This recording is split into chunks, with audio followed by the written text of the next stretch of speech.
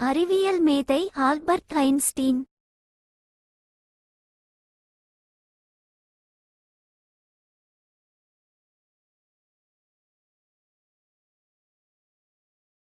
Albert Einstein ஒரு விஞ்ஞான மேதை, பிரபலமான சமன்பாடு E=mc2 மற்றும் சார்பியல் கோட்பாடு அறிவியலுக்கான அவரது குறிப்பிடத்தக்க பங்களிப்புகள் பிரபஞ்சத்தை பற்றிய நமது புரிதலை மறுவடிவமைத்தது.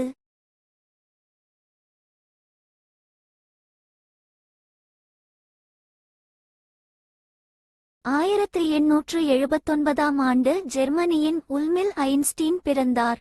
அவர் காந்தப்புலங்கள் பற்றி ஒரு கட்டுரை எழுதினார்.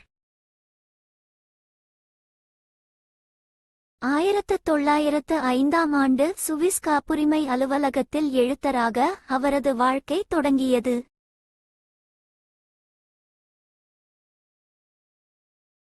அங்கு அவர் தனது புகழ்பெற்ற சமன்பாடு E=mc2 உட்பட தனது 4 அற்புதமான ஆவணங்களை வெளியிட்டார்.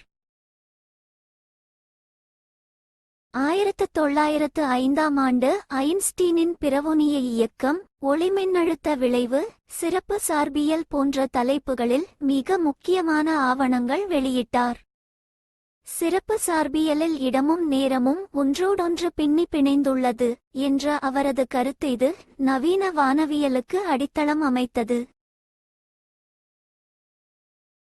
ஒளிமின்னழுத்த விளைவை கண்டுபிடித்ததற்காக ஐன்ஸ்டீன் 1921இல் இயற்பியலுக்கான நோபல் பரிசை பெற்றார்.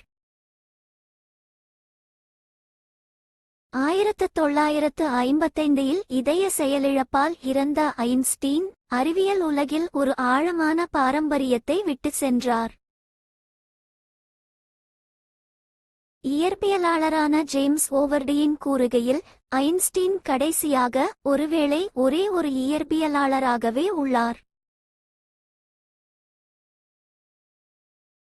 ஐன்ஸ்டீன் 5 வயது வரை பேசத் தொடங்கவில்லை. அதற்கு அவரால் முழு வாக்கியங்களில் பேச முடியவில்லை. அவரது குடும்பத்தினருடன் கவலையை ஏற்படுத்தியது.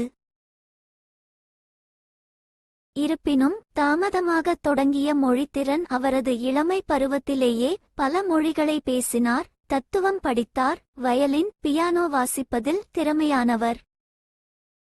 பொருளாதார வல்லுநர் தாமஸ் சோவில் ஐன்ஸ்டீன் சிண்ட்ரோம் என்ற சொற்றொடரை உருவாக்கினார். தாமதமாக பேசும் குழந்தைகள் பேசுவதை ஐன்ஸ்டீன் சிண்ட்ரோம் என்றழைக்கப்படுகிறது. அறிவியல் மேதை ஆல்பர்ட் ஐன்ஸ்டீன் கதை. நன்றி.